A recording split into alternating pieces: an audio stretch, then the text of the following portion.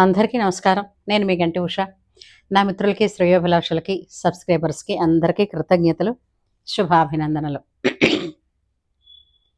జనహితమే మనహితం అని సత్యమైన వాక్కునే మాట్లాడదాం. మాతృభాషని గౌరవిద్దాం. మాతృభాషనే వాడుకలో పెంపొందించుకుందాం.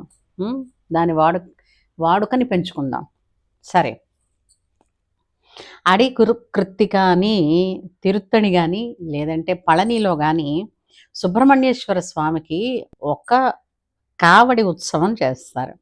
అంటే కావడి అని అంటే మీకు తెలిసిందే కదా. ఈ కాలంలో చాలామంది కావడిని చూసి ఉండరు. కావడి అని అంటే ఒక వెదురు కర్ర ఉంటుంది. దానికి ఇరు చివర్ల ఒక వస్తువుని అంటే ఇటు అంటే సేమ్ ఈక్వల్గా బరువు ఉన్నదాన్ని కట్టి దాన్ని ఒక చోట నుంచి ఒక చోటకి అంటే ఒకేసారి చేత్తో బరువు మోయలేని వాళ్ళు కావడితో 2 ఇంటిని ఒకేసారి మోయగలుస్తారు. భుజం మీద కావడిని భుజం మీద పెట్టుకుని. పూర్వం చెరువు నుంచి మంచినీళ్ళు మోయించుకునేటప్పుడు ఈ కావడి పట్టుకుని మోసేవాళ్ళు చాలామంది ఉండేవారు. చెరువులు దగ్గర ఆ ప్రదేశాల్లో ఉన్న వాళ్ళకి ఎప్పుడైనా సరే ఈ విషయం తెలిసి ఉండొచ్చుగాక. సరే. అయితే ఎందుకు ఈ కావడి ఉత్సవం చేస్తారు అని అంటే ఆషాఢ మాసంలో ప్రత్యేకించి సుబ్రహ్మణ్యేశ్వర స్వామిని ఎందుకు కొలుస్తారు? అతని నక్షత్రం కృత్తిక. ఎందుకు కొలుస్తారు అని అంటే ఒకటి వివాహం అవ్వడంలో ఏమైనా ఆలస్యం అవుతున్నా, దోషాలు ఏమైనా జరుగుతున్నా కూడా ఆ దోష పరిహారార్థం, అలాగే సంతానవంతులు అవ్వడానికి ఏమైనా దోషాలు అడ్డుంటే ఆ సంతాన సౌభాగ్యాన్ని పొందడానికి ఇలా ఈ ముఖ్యంగా అనమాట మనకి కుమారస్వామి ఎవరైతే మనం సుబ్రహ్మణ్యేశ్వర స్వామి అనుకుంటామో ఈ సుబ్రహ్మణ్యేశ్వర స్వామి ప్రత్యేకించి వంశాభివృద్ధి కలిగిస్తారు. వివాహ దాంపత్య జీవితాన్ని ప్రసాదిస్తారు. వివాహం దాంపత్య సుఖజీవనాన్ని మనకి ఏ ఆటంకాలు లేకుండా సిద్ధింపజేస్తారు. కాబట్టి ఈ కావడి అతనిని పూజ చేయడం ఒక్కొక్క చోట ఒక్కొక్క అలవాటు ఉంటుంది. ఇప్పుడు నక్షత్రాలు 27 కాబట్టి కృత్తిక నక్షత్రం మంగళవారం కలిసిన రోజున లేదా నెలలో వచ్చే కృత్తిక ఎప్పుడు వస్తుందో ఆ కృత్తిక రోజున సుబ్రహ్మణ్యేశ్వర స్వామికి వడపప్పు పానకం నైవేద్యం పెట్టిన వాళ్ళు, దీపం వెలిగించిన వాళ్ళు, అలాగే 27 కృత్తికా నక్షత్రాల పాటు చేస్తే వాళ్ళకి ఏ దోషము ఉండదు, చాలా అభివృద్ధిలోకి వస్తారు అని పలు రకాలుగా చెప్తూ ఉంటారు. ఏది చేసినా కూడా మంచి కోసమే కదండి. పిల్లలు అభివృద్ధిలోకి రావాలనే ఏ తల్లిదండ్రులైనా చేస్తారు, మంచిదే. అలాగే ఇందులో వివాహం కాని కన్యలు కూడా కావడెత్తడాలు లేదంటే సంతానవంతులు ఇవన్నీ ఇంకా ఒకటంటూ మనకిస్తే ఎవరి కోరిక వాళ్ళకి తీర్చుకోవడానికి ఇలాగా కావడి ఇస్తామని అనుకోవడం, సమర్పిస్తామనుకోవడం కూడా కద్దు. అట్లాగే ఆ కావడులు మోయలేని వాళ్ళు ఇళ్లల్లోనే వడపప్పు, చలిమిడి, వీలైతే చిమ్మిలి కూడా చేసి కొబ్బరికాయ, అరటిపళ్ళు యథావిధిగా పూజా విధానం చేసి ఇవి నైవేద్యంకిచ్చి నైవేద్యం చూపించి వీటిని ప్రసాదంగా ఇంట్లో అందరూ తింటారు. ఇది కూడా కద్దు. అయితే ఇప్పుడు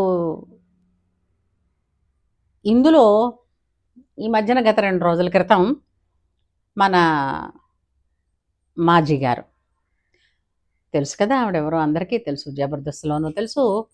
అలాగే ఈ తిరుపతి వెళ్ళి దర్శనాలు చేసుకోవడంలోనూ ఇప్పుడు ఎవరినైనా తిట్టాలి అని అంటే ఆవిడ తర్వాత ఆవిడని మించి తిట్టిన వాళ్ళు ఎవరు లేరన్న సంగతి రాష్ట్రం అంతటికీ తెలుసు. ఆమె మొన్న ఈ కావిడి ఒకటి సమర్పించారు. భగవంతుడికి కావిడి సమర్పించడం అన్నది విశేషమైన పని. ఆమె కోరికేదో నెరవేరినట్టుంది. ఆ కోరిక తీరినందుకు గాను కృతజ్ఞతగా అతనికి కావడి సమర్పించి మొక్కు చెల్లించుకున్నారు. చాలా మంచి విషయం. అయితే అది కూడా ఒక ప్రదర్శనలాగా మొత్తం అంతా పూజ దగ్గర నుంచి అంతా వీడియో అయింది. ఆమె కావడి పట్టుకుని బయటకు వచ్చిన తర్వాత ఆమెకి కొంతమంది ముత్తైదులు పసుపు అవి రాసి అలంకరించారు. మరి ఆవిడ వీడియో తీయించి చూపించకపోతే మా వంటి ఛాందస్తులకు ఎలా తెలుస్తాయి? కానీ అమ్మడు నాకు తెలియక అడుగుతాను, ఏమైనా ముందు నువ్వు సుమంగళివి కదమ్మా! హ్మ్. మిగిలినవన్నీ జనాల కోసం నువ్వు చేసిన పసుపు, కుంకుమ, మాంగల్యం, మెట్టెలు, నల్లపూసలు ఇవన్నీ భర్త ఆయుర్వృద్ధి కోసం ధరిస్తాను అని చెప్పి మనకి మంత్రాలెక్కడ తెలిసొస్తాయి? ఫోటోల్లోనే ఉంటాం గదా మనం. పెళ్ళినాడు కూడా అందులో యాక్ట్రెస్ పెళ్ళనగానే వచ్చేవాళ్ళు, పలకరించేవాళ్ళు. అబ్బో! కోలాహలం, హడావిడి అన్నీ ఉంటాయి. మంత్రాల మీద ధ్యాస ఎక్కడికి వెళుతుంది? అట్టైర్ ఎలా ఉందన్నది చూసుకుంటారు. దానివల్ల అప్పుడు వినపడకపోయి ఉండవచ్చు, తెలియకపోవచ్చు.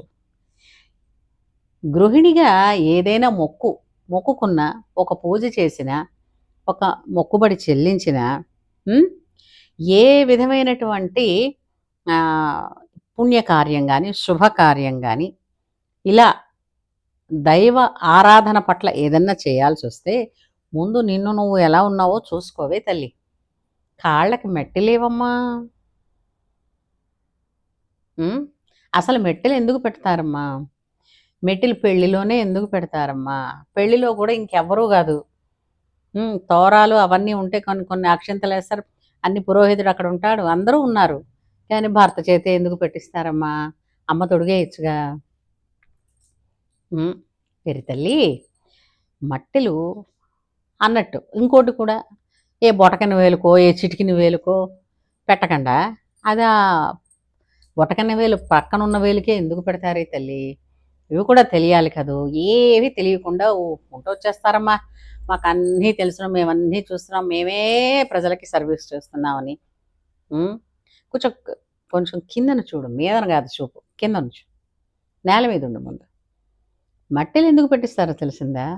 కంజుగల్ లైఫ్‌కి నువ్వు అలౌ చేస్తున్నట్టుగా ఆ పర్సన్‌ని. అంటే పెళ్లి కూతురు, పెళ్లి కొడుకు వివాహానంతరం వారు నూతన వధూవరులయ్యారు కదా! ఈ నవదంపతులు దాంపత్య జీవితంలోకి అడుగు పెట్టాలంటే, ఆమె త్రికరణ శుద్ధిగా దానికి సిద్ధపడాలి. శారీరకంగా కూడా సిద్ధపడడం కోసమే అక్కడ నాడులుంటాయట. ఆమె అతనిని అలౌ చేస్తుంది. అందుకని భర్త చేత మెట్టెలు పెట్టిస్తారమ్మా. మరి ఆ మెట్టెలు తీసేయొచ్చా? సరే ఇప్పుడు చాలామంది మేము వాకింగ్‌కెళ్తున్నప్పుడు షూ వేసుకుంటున్నప్పుడు అడ్డుగా ఉన్నది. పోన్లెండి. ఎప్పుడు పడితే అప్పుడు వేసుకున్న డ్రెస్‌ని బట్టి మ్యాచ్ అవ్వాలి. జీన్స్ వేసుకొని మెట్టెలు పెట్టుకుంటే అది మ్యాచ్ అవ్వదు, సింక్ అవ్వదు అనుకుని తీసి చచ్చిన వాళ్ళని ఏడవనివ్వండి. కానీ పూజ చేస్తున్నావు, స్వామి దగ్గరికి వెళుతున్నావు, కావడి మోసావు కదా! అంత శుభకార్యంలో చక్కగా కాళ్ళకి పసుపు రాసుకున్నావు, కుంకం పెట్టుకున్నావు, సలక్షణంగా పచ్చని చీర నువ్వు ఇలాగ నిండు ముత్తైదువలా సలక్షణంగా తయారయ్యావు. ఎంతో బావుంది. కాళ్ళకి మట్టి లేవే. హ్మ్. చూసుకోక్కర్లే. ఇప్పుడు నాయకుల్ని చూసి ప్రజలు నేర్చుకుంటారంటారు. ఇప్పుడు నిన్ను చూసి ఏం నేర్చుకోవాలి? ఎవరి మీద పడితే వాళ్ళ మీద నోరు పారేసుకోవడం నేర్చుకోవాలా? హ్మ్. దౌర్జన్యంగా మాటలనడం నేర్చుకోవాలా? ఒకళ్ళని ఇతరుల ఆడవాళ్ళని నోటికొచ్చినట్టు పేలొచ్చు. మన తోటి యాక్ట్రెస్ అయినప్పటికీ కూడా వాళ్ళని కూడా నోటికొచ్చినట్టు నువ్వు అనొచ్చు. కానీ నిన్ను, నీ బిడ్డని ఏమైనా అంటే కొంచెం బాధ కదా! ఎవరికైనా వాళ్ళ బిడ్డలనంటే బాధేస్తుంది కదా! మరి నీ బిడ్డ బాధ వేరు, ఎదుటి వాళ్ళ బాధ వేరంటే ఎలా? మరి ఇవన్నీ కూడా సుబ్రహ్మణ్యేశ్వర స్వామి చూస్తూ ఉంటాడు కదా! హ్మ్. అంచేత ఓసి పిచ్చి తల్లి, ఇలాంటి వీడియోలు తీసే ముందు ఒక్కసారి వాళ్ళని అడుగు. నాకు చేతికి గాజులున్నాయా? నీ కాళ్ళకి కట్టుకున్న నల్లదారం గూడా కనిపించింది గానీ, కాళ్ళకి మట్టి లేవమ్మా. మట్టెలు లేని బోసికాలు, హ్మ్. తులసి లేని ఇల్లు. 2 ఒకటే అన్నారు. అంటే మట్టెలు లేకుండా పుణ్యస్త్రీ ఏదైనా ఒక పూజ చెయ్యడానికి అర్హత ఉండదన్నారు. ఎందుకంటే ఒక గృహిణి లేదంటే ముత్తైదువ ఏ సుమంగళి అంటారు కదమ్మా! ఈ సుమంగళికి కొన్ని లక్షణాలు చెప్పారు ఇలాగే ఉండాలి అని. ఏమిటవి? బొట్టు పెట్టుకోవాలి, కాటికి పెట్టుకోవాలి, తలలో పువ్వులు పెట్టుకోవాలి, చేతికి గాజులేసుకోవాలి, మెడలో మంగళసూత్రం ఉండాలి. మంగళసూత్రం ఉంటే గగనం ఇక ఈ రోజుల్లో నల్ల పూసలు కూడా ఉంటే ఎంతో మంచిది. అలాగే కాళ్ళకి మెట్టెలు, పట్టీలు అన్నీ ఉండాలి తల్లి. ఇవేవీ లేకుండా అంటే ఈ ఇవన్నీ పెట్టుకున్నాం. ఆ మట్టెలెందుకమ్మా పెట్టుకోలేదు? కాళ్ళతో నడిచే కదా వెళ్ళావు. ఆ మట్టెలుంటే సంపూర్ణమయ్యేది గదా! హ్మ్. నీ యాత్ర, నీ పూజ నువ్వు చూపించాలనుకున్నది కూడా ఇప్పుడు నా వంటి వాళ్ళున్నారు చూసావా? అందరూ మిగిలినవన్నీ చూసి ఆహా! ఎంత బాగా పూజ చేసిందనుకుంటారు. నా వంటిది ఇదిగో ఇది చూసింది. ఈసారి ఇలాగ నువ్వు చేసే పూజలన్నీ ఎలాగో ప్రజల కోసమే కదా! ప్రదర్శన కోసమే కదా చేస్తావు. ఆ చేసినప్పుడైనా ఇలాంటివేవి లోపం లేకుండా చూసుకో. ఏ? ఇదర్రా సంగతి. అందుచేత ముందు చెయ్యాల్సినవి ఏమిటి చెయ్యాలన్నది ఆలోచించకుండా హ్మ్. తర్వాత నేను ప్రజల అంటేది ఆడవాళ్ళ సమస్యల కోసం పోరాడావు. ఏది మా అత్తగారు అంటుండేవారులే. నేను అన్ని చేశానంటే ఏది వేలు మడిచి చెప్పు. ఇన్ని చేశానని. చెప్పమ్మా. వేలు మడిచి 1, 2, 3, 4 ఏం చేసావు? ఒకటే లేదు. అసలు సమస్యల కోసం పోరాడడానికి అనంటే దానికి పదవక్కర్లేదు. ఇలాగా గయ్యాళిగా ఊరు మీద పడక్కర్లేదు నోరేసుకొని. ఏమంటావు? బాగోదు. కొంచెం బుద్ధి చెప్పే పెద్దవాళ్ళెవరు లేరేమో. నేను చెప్తున్నాగా. నీయుడు దాన్నే అయినా నేను చెప్తున్నాగా. విను. వినేసేయి. నీ పిల్లలకి మంచిది. తెలిసిందా? సరే. ఉంటాను మరి.